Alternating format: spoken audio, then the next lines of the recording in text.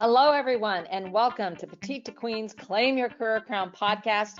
I'm your host, Lynn, and today I'm joined by our special guest, Deb Falzoi. And we are so excited to have Deb on the show for us today because we're going to be talking about workplace bullying. And this is such an important topic. We're going to cover how to spot it and how to heal from it and prevent it. For some background, Deb believes, as I do, that all employees deserve dignity and respect at work for well-being. She helps employees define themselves according to their own values, teach their employers how to get results by focusing on employees' power.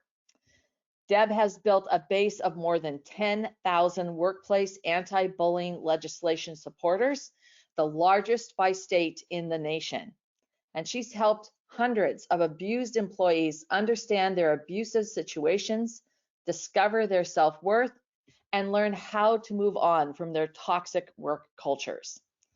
Deb serves on the board of the National Workplace Bullying Coalition, and she hosts the Screw the Hierarchy podcast. Deb, this is such a great topic, and I'm so excited to have you on the show today. Thanks so much for having me, Lynn. I'm really grateful to be on here. Yeah, well, this is so important to get to get some word out and talk about this.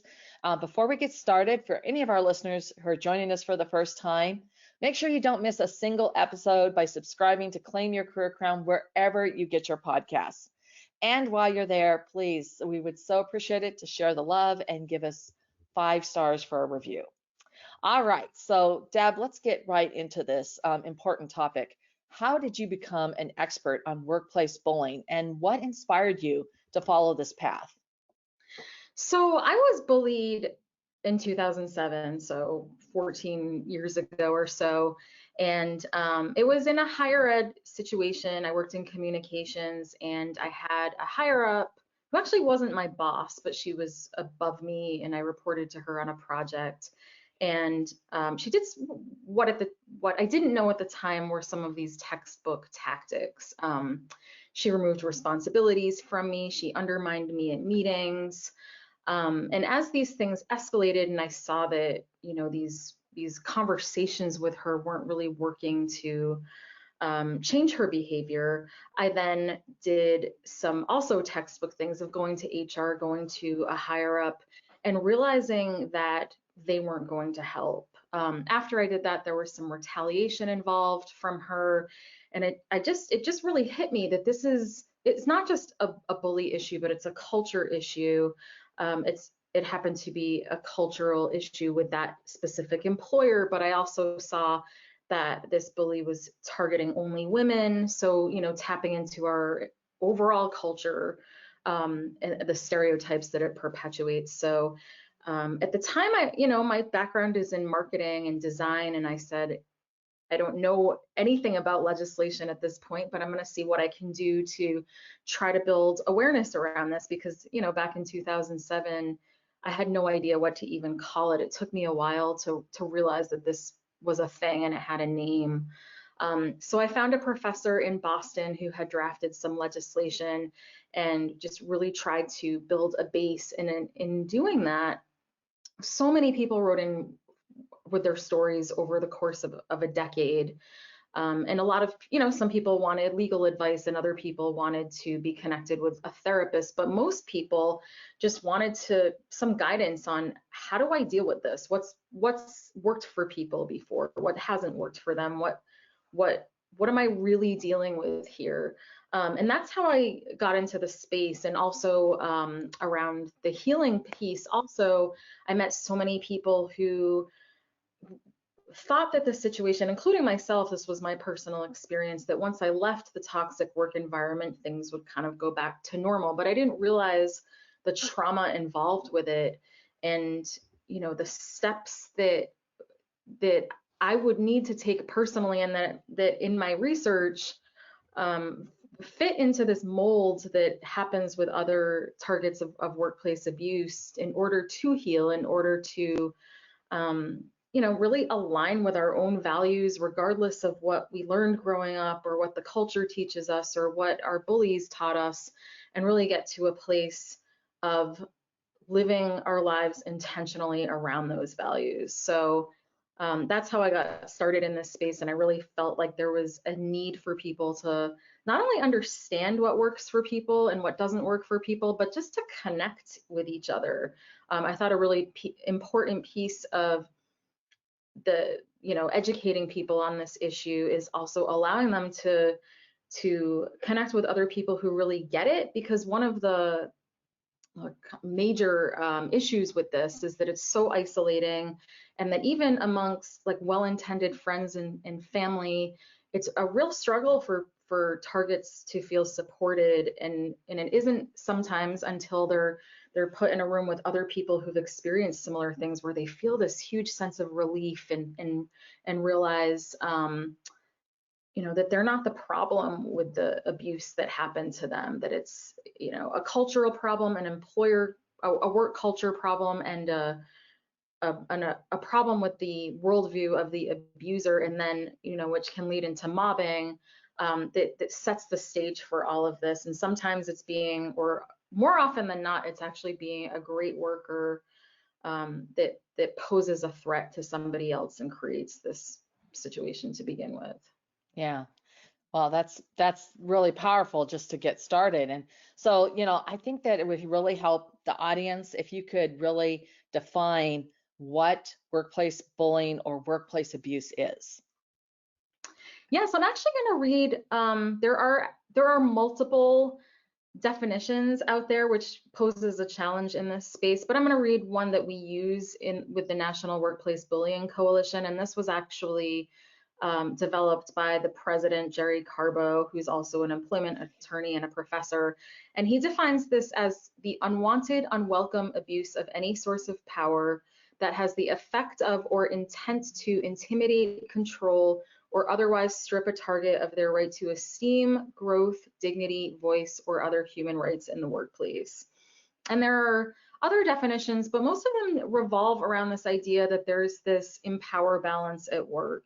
And some of those who are engaging in abusive behaviors have this either aim or impact of humiliating and degrading and making someone else feel less than. And some of those tactics generally revolve around verbal abuse and sabotage. There are interpersonal tactics. There are also more structural organizational tactics.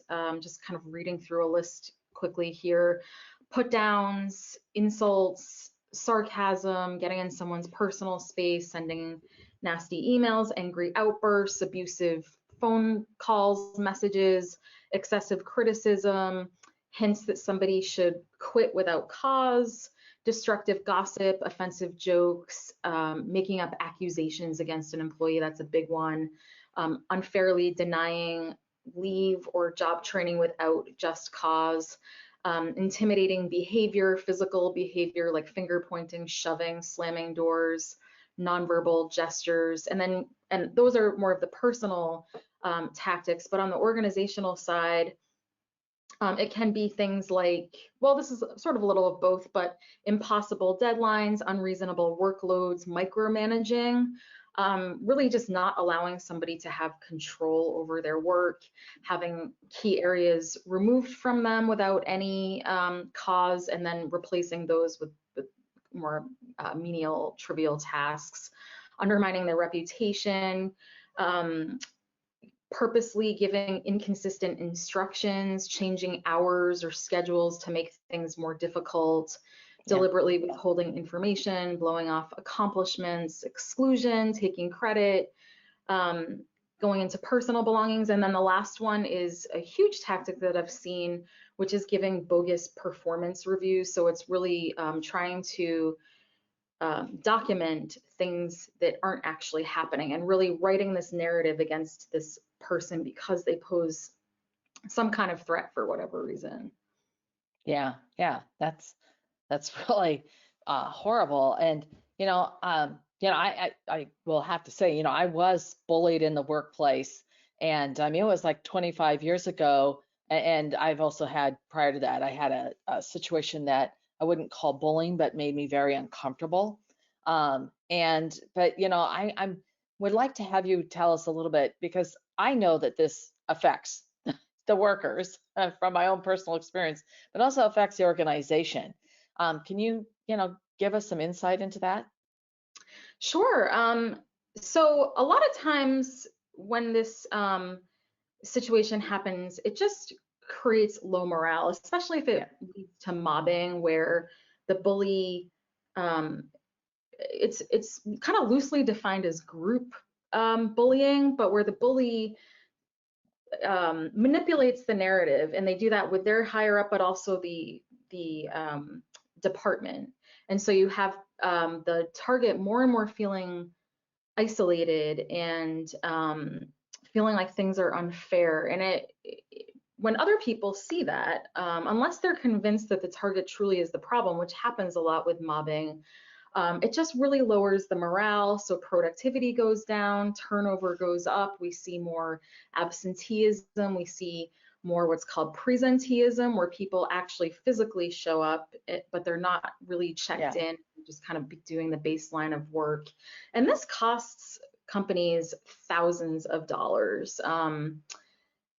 I'd say millions of dollars. Probably billions, actually. Yeah. Yeah. I mean, depending on the size of the business, but the overall economy is taking a huge hit from us not doing anything about this issue. So yeah, it really does some damage to businesses when the morale is just lowered. When people don't have job control and social support, those are two of the big things that research shows that employees need to thrive in their jobs. When those Yeah. are taken away from them, as through abuse, um, the productivity just goes so far down that it's a huge, not necessarily short-term loss, although it can be, but long-term, the business will take a financial hit from this. Yeah. Well, it's not just the long-term hit for productivity, and also the idea that you're not letting that diversity of thought, come out. That could Mhm. be great ideas, things that could just prevent something from going really wrong, et cetera. I mean, when you have people feeling that they're in a thriving environment, they're going to be more participatory, far more, and everybody's it gives them momentum for that company. So the other thing, of course, would be that the organization itself could be put into a situation of risk where they're having a hard time attracting new talent, because of their workplace environment is so negative. And I mean, you touched on this before. For me, of course, my biggest thing is I just avoided, the other person as much as humanly possible. And you're right, like in my personal situation, even though I complained to my direct boss, and this person was not a boss, but they were a peer in an actually a different department, and I was told that it would be taken care of things, and it would get better for like a few days, right? But it just continued for months and months and months, and I really got lucky because the bully always did these things when no one was around. Mhm. They always sort of made sure. And I got incredibly lucky once because he did his usual rant and rave and slammed things on my desk when I'd been working on something. I was completely unaware they had even approached, so I like jumped 6 feet.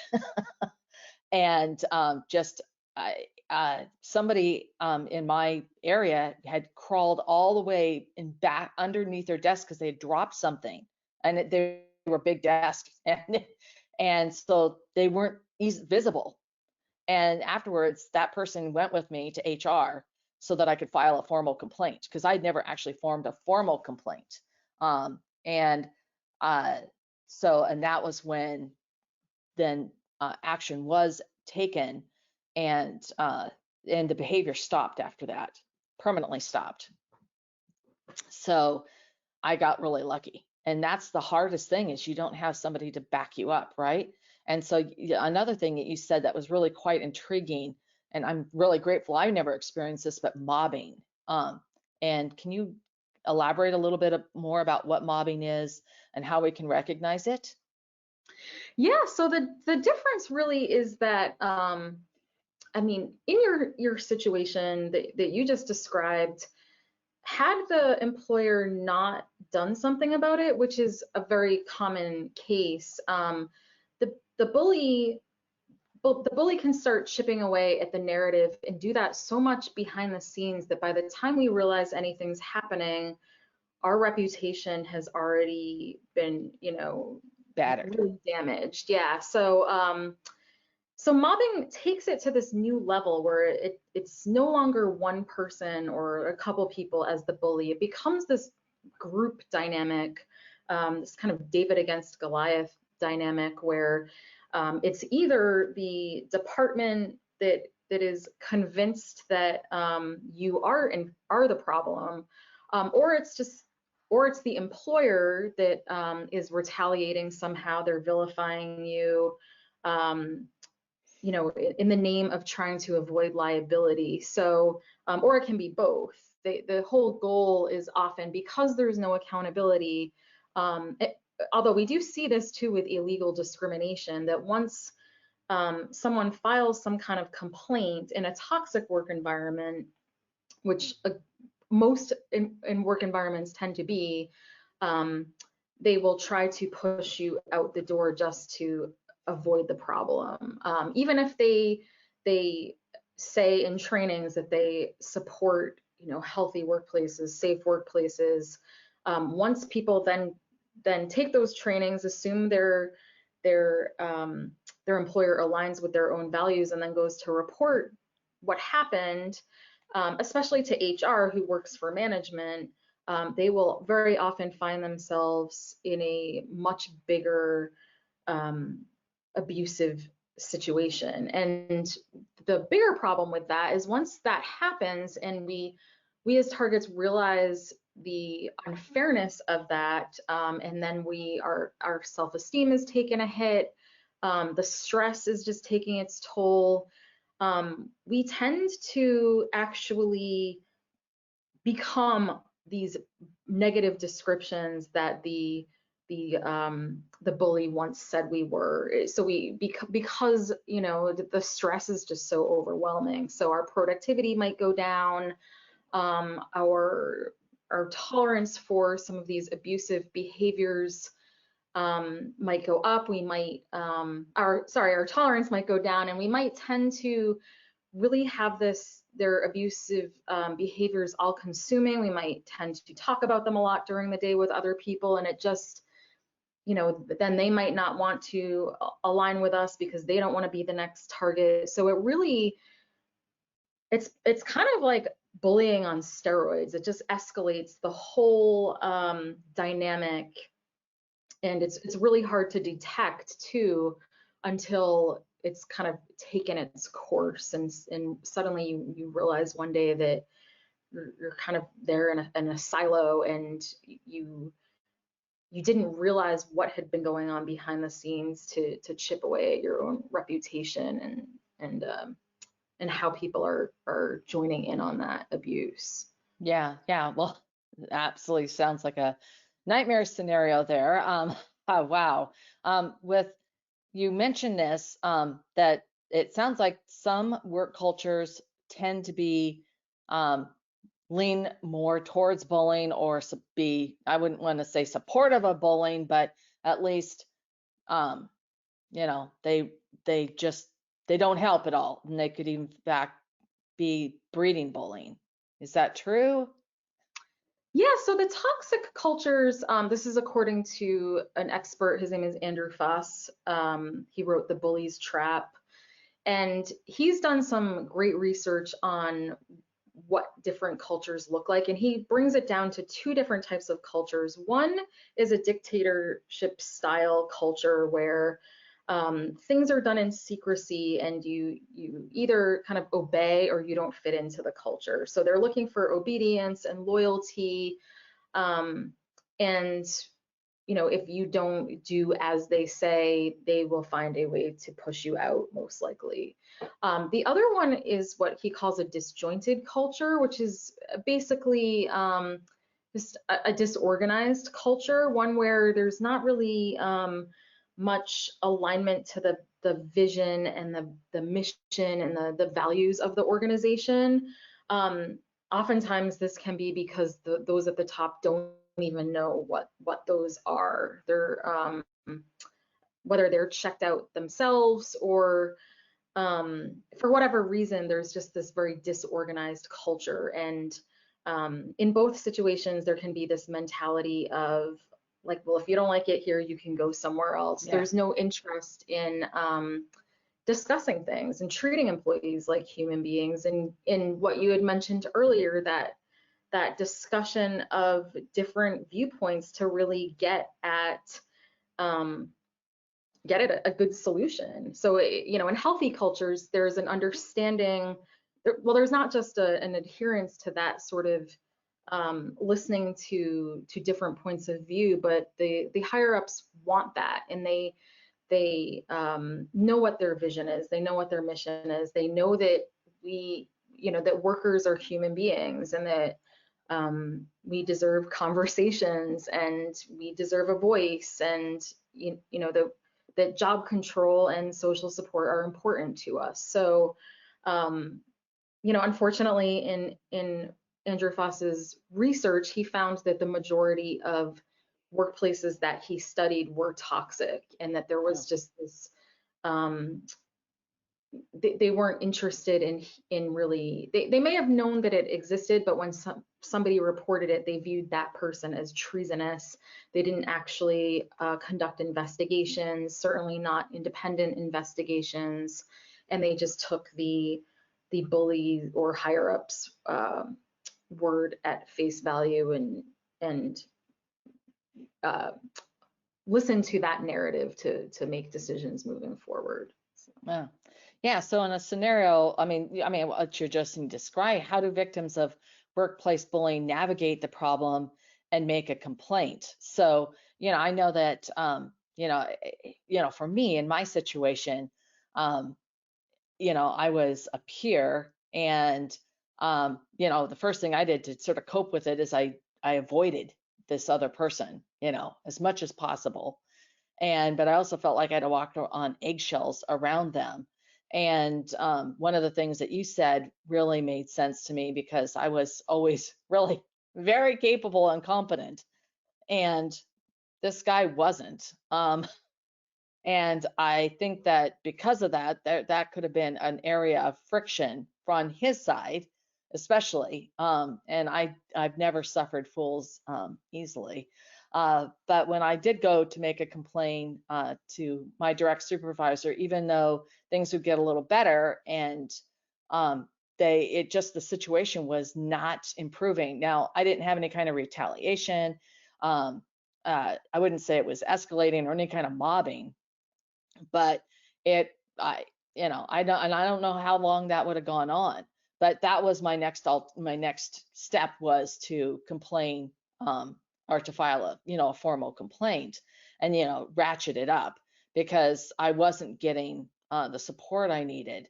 And in fact, when I did report it to HR, what they did is go back to the GM who I reported to tell him that I was going to be filing a formal complaint.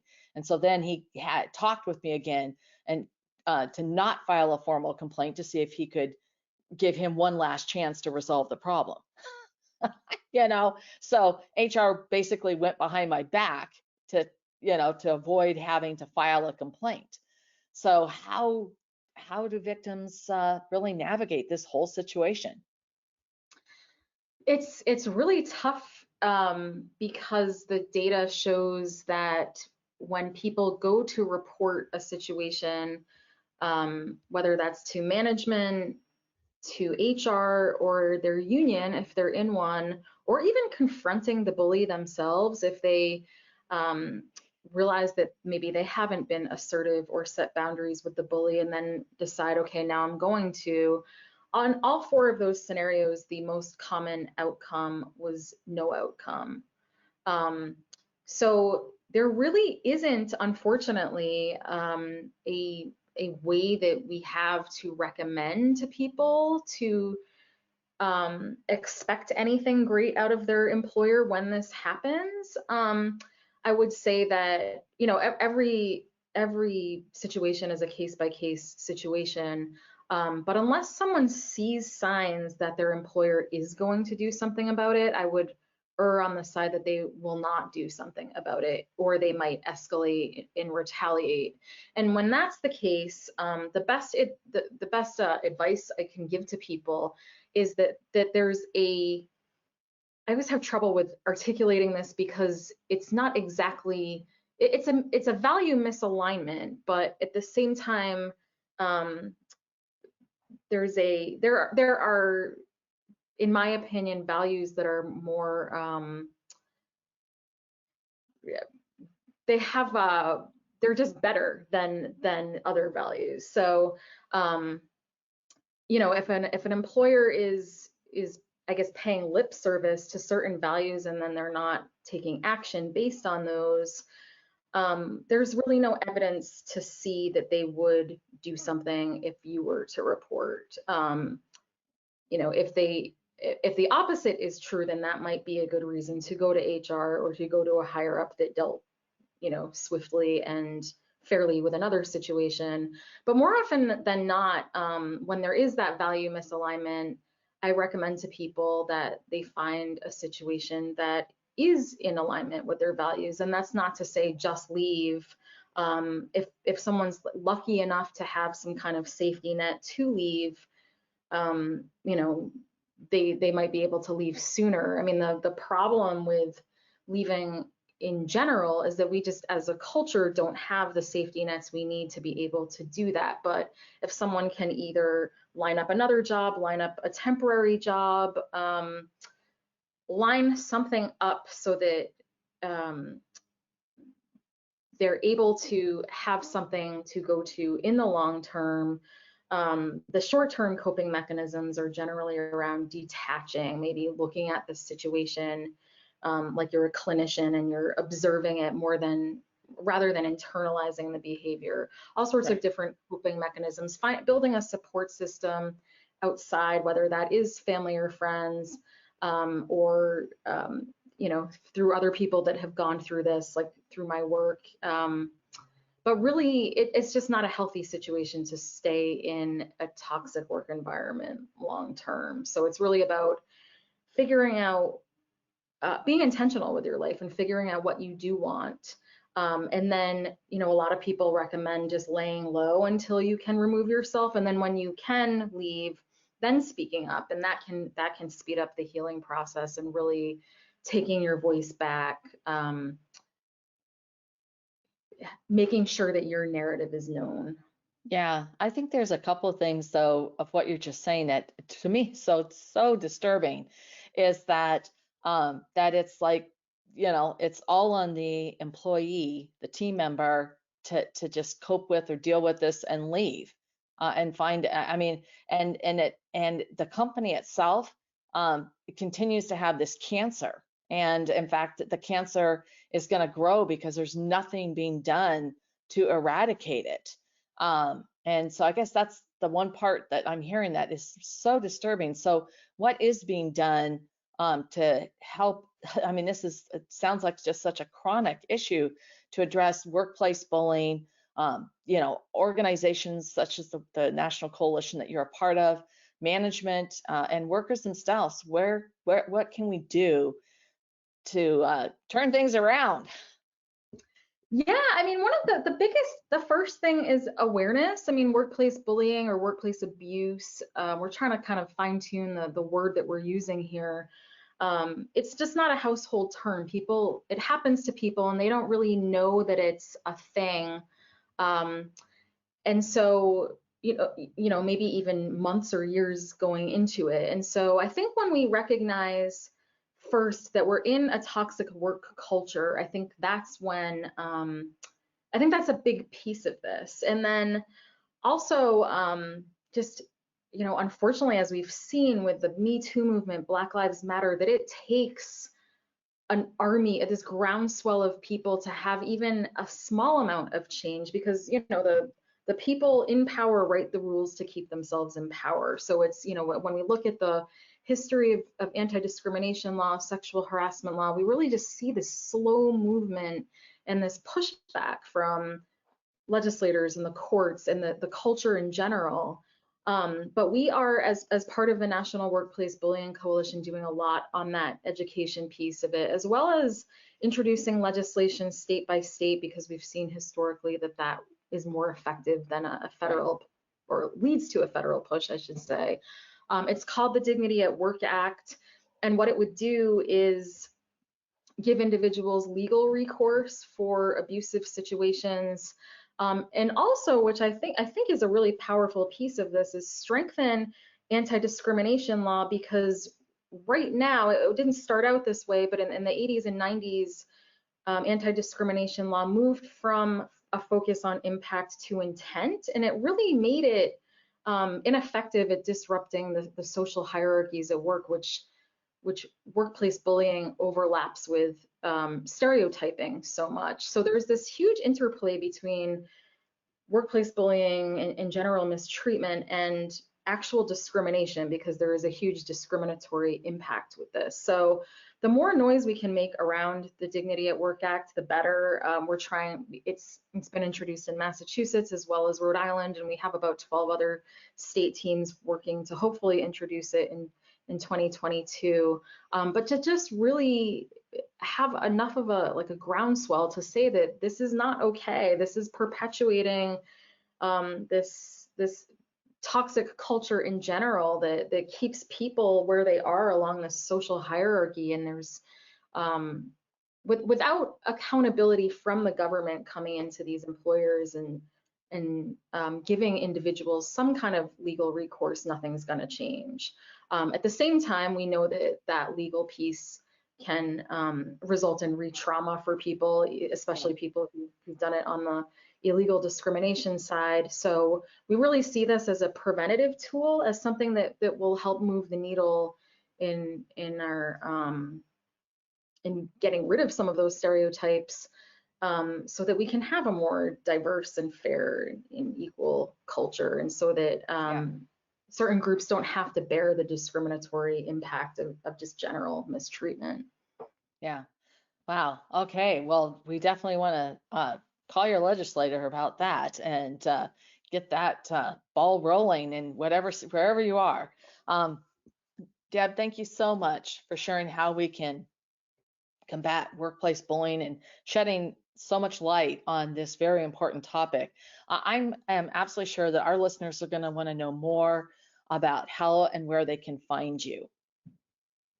Yeah, so my work is at dignitytogether.org. I have information about online courses that are over Zoom, that are group courses, free peer support groups that are weekly, that are also over Zoom, and other offers to help people cope with this, to navigate it and to heal with it. And then also at redefineourselves.com, which is more of the in-person event, the summit and retreat arm of it. In fact, we have a retreat coming up on November 12th through the 14th in Rye, New York, like sort of an immersive, we just actually held a summit. So this is like a 3 days of this, but a smaller group of people to just really connect on this issue, and for people to really feel seen and heard with what they're going through, which is such a huge piece of the healing. So yeah, so dignitytogether.org and redefineourselves.com.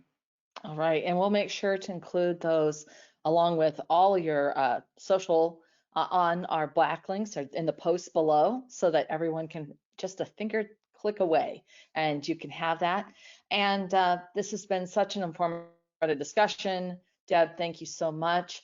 For everyone who tuned in today, thank you. Thank you for being here. If you have ideas that you would like to share, you can leave us a comment down below in this comment section. We do love hearing your thoughts. We also want to hear from you on topics or ideas that you would like us to consider for our show. You can email us at jointheconversation@petitetoqueen.com. And of course, to stay up to date on all of our amazing resources, these tremendous episodes that we have, and everything else that we have at Petite to Queen, you can sign up for our weekly Wisdoms newsletter. And I want to thank everyone again who tuned in and listened today. And Deb, thank you so much. This has been really an important, I think, I don't know how many times I can say that, vital discussion that we had today. Thank you, Lynn. I really appreciate you being here and having me on here. All right.